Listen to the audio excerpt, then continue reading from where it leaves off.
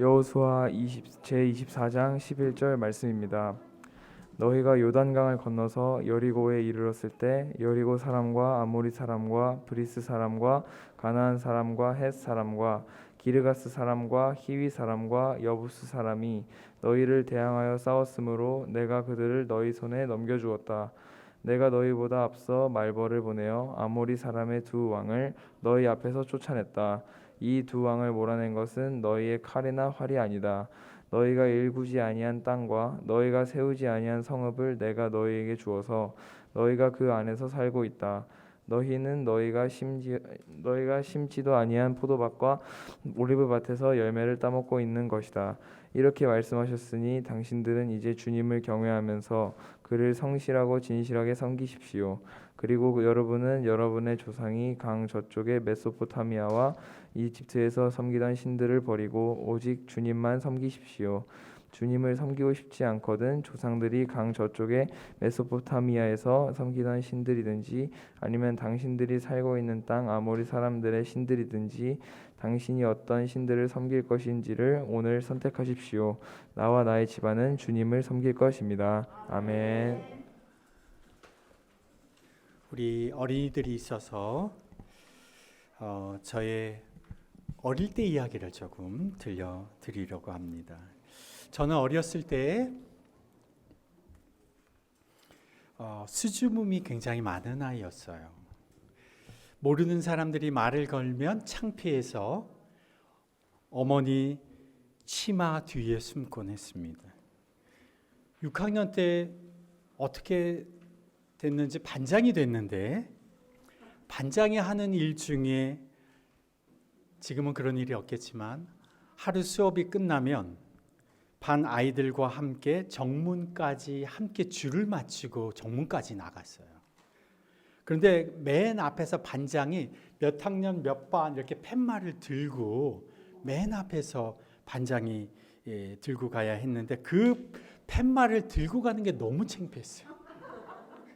그래서 반 아이들 앞에서 말하고 또 사람들 앞에서 말하는 게 아주 힘든 일이었습니다. 그런데 말을 할 수밖에 없는 상황들이 반장이 됐으니까 말을 할 수밖에 없는 상황이 될 때마다 큰 용기를 내야 했어요. 아마 우리 어린이들 중에도 사람들 앞에서 말하는 게 막 힘들어서 어떻게 하지? 어떻게든 안 하고 싶어 하는 어린이들이 있을 텐데 그때 어떻게 했느냐? 속으로 숫자를 셌습니다. 이번에 셋을 세면 무조건 말한다. 그리고 속으로 숫자를 셌어요. 하나, 둘, 셋. 그리고 얘기를 했어요. 그렇게 속으로 셋을 세지 않으면 첫 마디의 입을 이렇게 열기가 너무 어려웠기 때문에 그렇죠. 그렇게 숫자를 세고 용기를 내서 말하기 시작했는데 그러면서 한 번, 두 번, 세 번 그런 경험이 있다 보니까 어느샌지 나도 모르게 숫자를 세지 않아도 말을 할 수가 있게 되었습니다. 그때 저의 어릴 때의 기억이에요. 여기 있는 어린이들의 할아버지는 대부분 살아계시죠?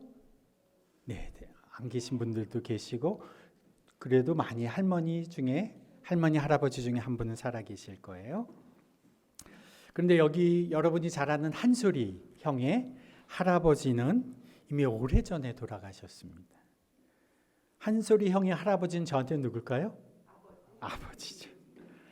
저한테는 최고의 아빠였는데 나이가 드셔서 86세에 돌아가셨어요. 그런데 이 제 아버지가 한솔이 형아와 우리 자녀들을 위해서 책을 쓰셨어요. 그래서 그 하고 싶은 말씀들을 경험했던 일들을 책으로 써서 남겨주셨는데 아버지의 이야기가 아버지의 삶이 책에 고스란히 남아 있습니다. 지금도 그 책을 가끔씩 제 서재에 꽂혀 있는데 그 책을 가끔씩 읽어보면 아버지 생각, 아버지의 마음이 느껴집니다. 거기 서재에는 또 우리 서진이네 외할아버지의 책도 꽂혀 있어요. 서진이네 외할아버지를 제가 방문했을 때 책을 한 권 주셔서 제가 그 책을 읽었는데 그 할아버지의 삶이 정말 나라를 사랑하셨구나라고 하는 그 할아버지의 마음이 제가 고스란히 느껴졌습니다. 서진이 할아버지도 돌아가셨고 한솔이 형아의 할아버지도 돌아가셨는데 오늘 성경 말씀에는 100살이 넘은 할아버지가 등장합니다. 그 할아버지의 이름은 뭘까요? 여호수아. 여호수아는 이스라엘 사람들을 이집트에서 데리고 나온 모세의 뒤를 이어서 이스라엘 백성의 지도자가 되었습니다. 여호수아가 앞장서서 이스라엘 백성을 가나안 땅으로 데리고 들어갔습니다. 100살이 넘은 여호수아가 얼마나 더 살 수 있을까? 이제 곧 죽게 될 날이 가까우자 여호수아가 어떻게 했느냐? 두 가지를 했습니다. 첫 번째는 이스라엘 백성의 지도자들을 다 모았어요. 그게 어디에 나오는 말씀이냐? 오늘 읽은 여호수아 24장 바로 한 장 앞에 23장에 나오는 말씀이에요. 거기에서 이스라엘 백성의 지도자들에게 너희들이 기준으로 삼아야 될 것이 무엇이냐? 그건 하나님의 말씀이다. 좌로나 우로나 치우치지 말고 가나안 백성의 이방 신들의 여러 가지 풍습을 따르지 말고 그 사람들과 결혼하지도 말고 하나님의 말씀을 기준으로 사람들을 다스려야 된다. 지도자들을 모아놓고 얘기를 하고 나서 두 번째 이스라엘 일반 백성들을 모두 모아놓고 유언의 말을 남깁니다. 그것이 오늘 읽은 우리 여호수아 24장의 말씀입니다. 자, 오늘 아까 읽은 11절에서 13절의 말씀 우리 같이 한번 읽어보겠습니다. 11절부터 시작.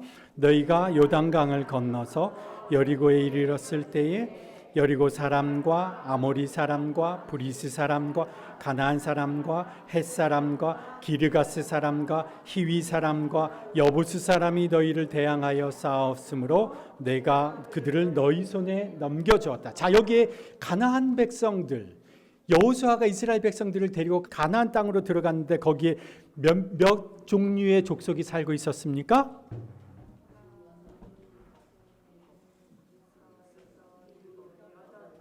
7일까요? 8일까요? 8. 네.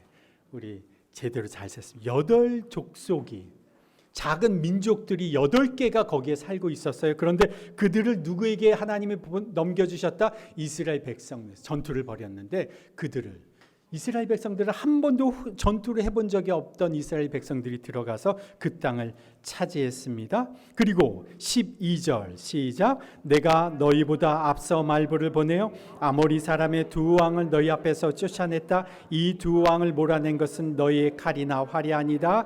너희가 일구지 아니한 땅과 너희가 세우지 아니한 성읍을 내가 너희에게 주어서 너희가 그 안에서 살고 있다. 너희는 너희가 심지도 아니한 포도밭과 올리브밭에서 열매를 따먹고 있는 것이다. 가나안 땅에 아주 유명한 용맹한 왕 두 명이 있었습니다. 시온과 옥이라고 하는 두 왕이 가나안 땅에 아주 유명한 왕이었어요. 그런데 그 두 왕을 물리쳤는데 뭘로 물리쳤느냐? 12절에 뭘로 그들을 물리쳤을까요? 너희들이 싸우지도 않았다. 그들이 말벌, 야생 벌들이 두 왕을 공격을 해서 이 두 왕이 쫓겨갔어요. 그리고 나서 13절에 너희가 일구지 아니한 거기에서 포도를 먹게 되고 올리브를 먹게 됐는데 그것이 누가 농사를 지었던 밭이었을까요? 가나안 사람들이 농사를 지었던 그 열매들을 이스라엘 백성들이 따서 먹게 되었다는 거죠. 그래서 주님을 의지하여 순종하며 살아가는 사람들은 너희들이 수고하지 않았는데도 너희들이 싸우지 않았는데도 거기 들어가서 승리를 쟁취하고 그리고 열매를 거두게 되었다. 이렇게 여호수아가 말을 하는 거죠. 이와 관련해서 제가 또 한 가지 이야기를 드리겠습니다. 지난주 예배 때 인도 선교사님이 오셨죠? 그때 선교사님하고 식사를 나누고 나서 말씀을 나눌 때 선교사님 기도 부탁을 하셨어요. 어떤 기도 부탁을 하셨느냐? 저희가 이제 집을 나와야 돼서 새로운 집을 찾아봐야 돼서 기도해 주십시오. 이런 부탁을 주셨어요.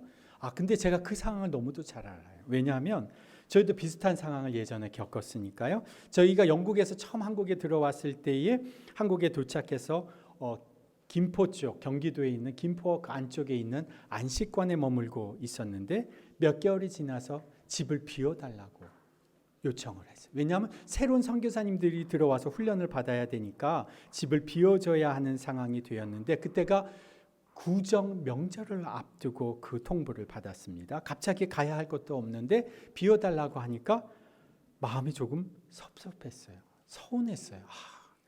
내가 13년 만에 한국에 들어왔는데, 그리고 몇 개월 지금 살고 있는데 금세 구정을 앞두고 명절을 앞두고 집을 비워달라고 하니 너무도 마음이 힘들었어요. 그때 막 기도하다가 여기저기 알아보다가 겨우 한 곳을 찾게 됐는데, 그곳이 마포구에 위치한 한 선교사 안식관으로 기적적으로 옮기게 되었어요.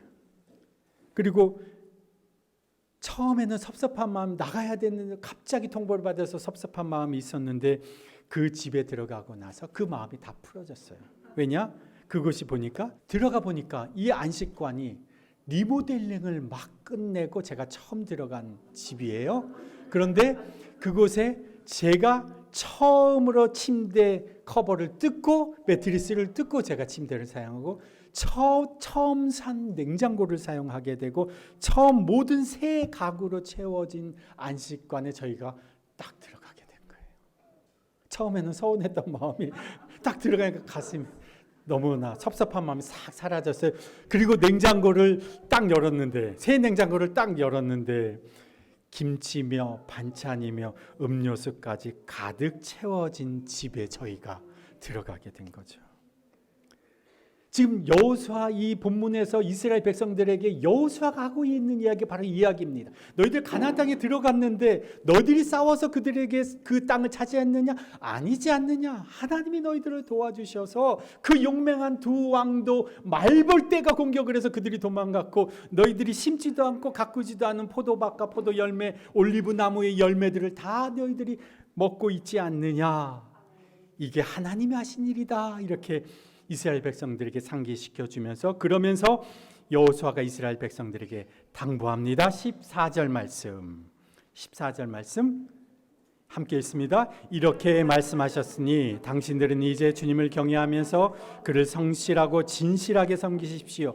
그리고 여러분은 여러분의 조상이 강 저쪽의 메소포타미아와 이집트에서 섬기던 신들을 버리고 오직 주님만 섬기십시오. 주님을 섬기고 싶지 않거든 조상들이 강 저쪽의 메소포타미아에서 섬기던 신들이든지 아니면 당신들이 살고 있는 땅 아모리 사람들의 신들이든지 당신들이 어떤 신들을 섬길 것인지를 오늘 선택하십시오. 나와 나의 집안은 주님을 섬길 것입니다. 아멘.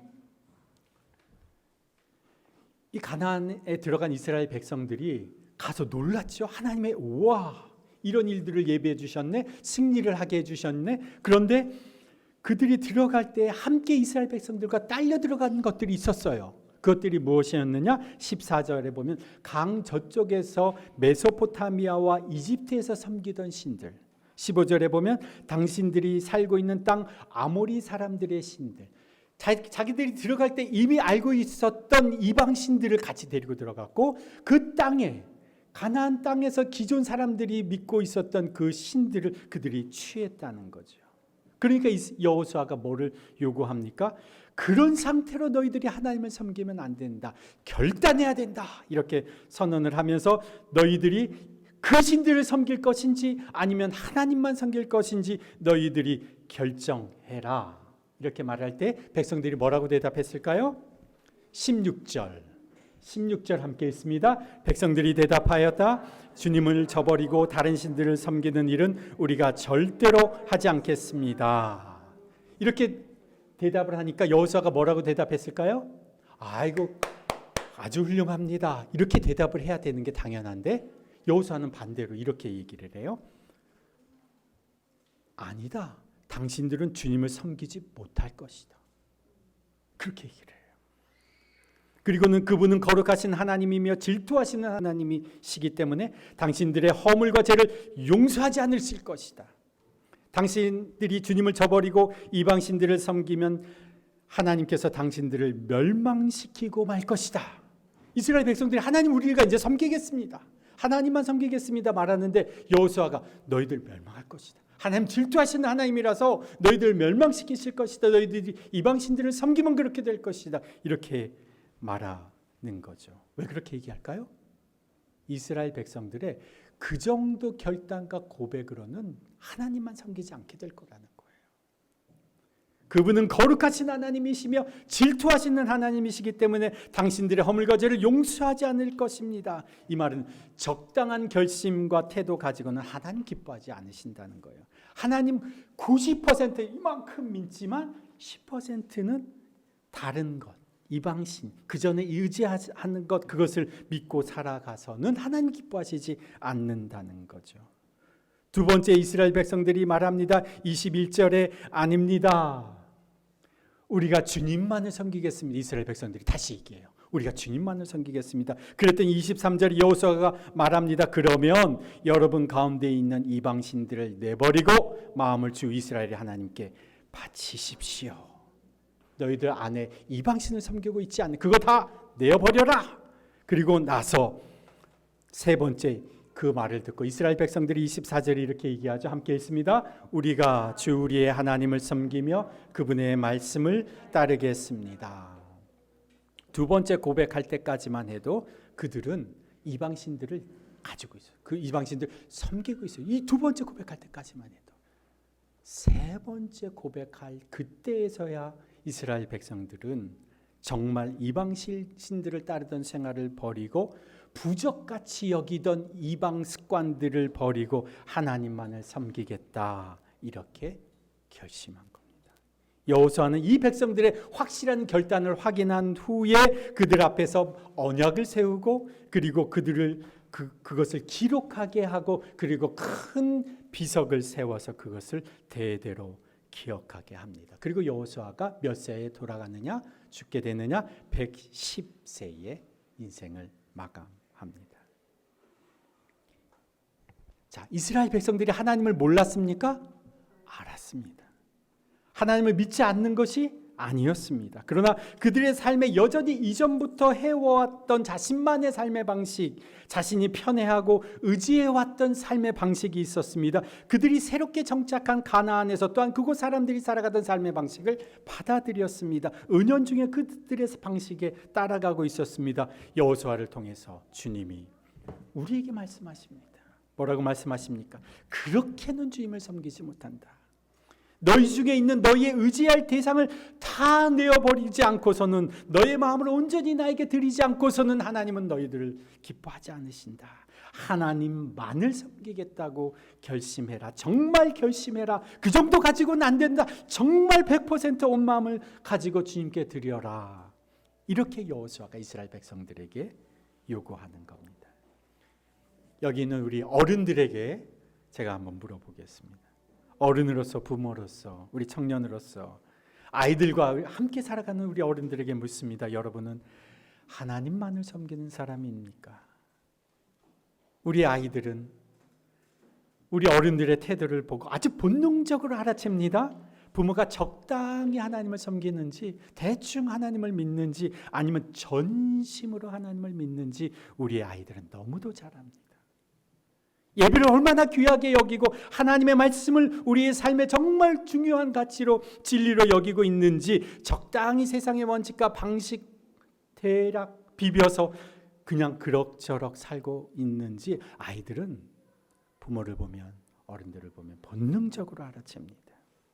온 가족이 예배드리는 이날, 우리는 아이들에게 무엇을 전수해 줄 것입니까?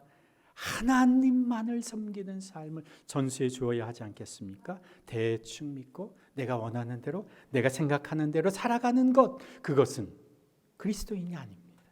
하나님만을 섬기며 살아가는 사람, 예수 그리스도만을 섬기며 살아가는 사람이 그리스도인인 겁니다. 이 아이들에게 여호수아처럼 전심으로 주를 섬기는 것이 무엇인지를 우리가 전수해 주어야 하지 않겠습니까? 그들에게 100% 주님을 섬기는 삶이 무엇인지를 남겨주어야 하지 않겠습니까? 그렇다면 어떻게 해야 할지 여러분이 소그룹으로 모였을 때 마지막 질문에 한번 여러분이 기록해 보십시오. 우리 어린이들에게 한번 물어보겠습니다. 우리 어린이들, 여러분이 하나님을 최고로 여기고 그리고 하나님만을 섬기는 사람으로 성장하면 하나님은 여러분들에게 하나님을 위한 위대한 사람으로 만들어 주실 겁니다. 누구처럼? 여호수아처럼 말입니다. 그래서 여러분은 어릴 때부터 하나님만을 섬기는 사람이 되십시오. 한번 따라해 보실까요? 우리 어린이들 한번 따라해 보세요. 나는 어린이들이 많네요. 나는 큰 어린이, 작은 어린이 다 함께 하십시다. 나는 주님만을 섬기는 사람이 되겠습니다. 다시 한번 오직 나와 내 집은 예수님만을 섬기겠습니다. 여러분 그렇게 진심으로 고백할 수 있게 되기를 바랍니다. 마태복음 21장에 보면 예수님께서 예루살렘에 가셨는데 거기에 얼마나 많은 집이 있었는지 모릅니다. 그런데 그 예루살렘에 또 하나님이 예배드리는 거룩한 성전도 있었습니다. 그런데 예수님의 밤에 머무르실 곳이 그곳에는 한 군데도 없었어요. 예수님께서 어디에 머무르셨느냐? 거기에서 3km나 떨어진 예루살렘의 외곽에 베다니로 밤에 나오셔서 그곳에서 베다니에서 나사로의 집에 머물러 계셨습니다. 예수님이 밤에 바로 그 베다니의 나사로의 집에서 머무르셨다는 거예요. 지금도 마찬가지입니다. 수많은 사람들이 있습니다. 많은 믿는 사람들이 있다고 합니다. 그러나 정말 예수님이 머무르실 수 있는 그런 집이 우리 집이 되시기를 바랍니다. 나와 내 집은 오직 예수님만 섬기겠노라 고백하는 우리 어린이, 어른, 우리 모두가 되시기를 주님의 이름으로 축복합니다. 하나님 아버지, 오늘 여호수아를 통해서 정말 우리가 하나님만 신뢰하고 살고 있느냐 물으시는 주님의 음성을 듣습니다. 믿는다고 말하며 살아왔지만 여전히 세상의 방식과 혼재되어 마음의 전부를 주님 앞에 드리지 못하고 적당히 세상의 방식, 하나님이 기뻐하지 않으시는 것들을 우리의 삶에 용납하며 살았던 저희들의 잘못을 주님 앞에 회개합니다. 주님, 이제 나와 내 집은 주님만 섬기는 집이 되게 해 주십시오. 내 인생 주님만 섬기며 사는 인생 되게 해 주옵소서. 스스로 주인된 삶을 내려놓고 세상의 방식을 포기하고 이 세상의 돈과 성공의 우상 숭배를 포기하고 한 분 예수님만을 나의 주인으로 섬기기로 결단합니다. 주님, 예수님만을 100% 섬기기로 하나님 고백합니다. 우리 자신이 이 결단과 고백의 증인이 되게 해주시고 성령이 이 결단의 증언자가 되셔서 우리를 주장하여 주옵소서. 주님, 성령께서 여기 있는 우리 모두 우리 어린아이들의 인생에 확증해 주시고 어른들의 인생이 주님 것임을 확증하여 주시옵소서. 주님만 섬기기로 확정된 삶을 살아갈 때에 주님의 약속을 누리게 하시고 우리가 수고하지 않은 것까지도 누리며 살아가는 은총을 덧입게 하여 주옵소서. 이제는 우리 주 예수 그리스도의 그 지극하신 은혜와 하나님 아버지의 그 무한하신 사랑과 성령님의 교통하심과 역사하심이 나와 내 집은 주님만을 섬기겠다 결단하며 세상으로 나아가는 주님의 백성들 위에, 함께 참여한 우리 어린이들 위에, 그 가정과 일터 위에, 더비교회 공동체 위에 이제로부터 영원토록 함께 하시기를 간절히 축원하옵나이다. 아멘.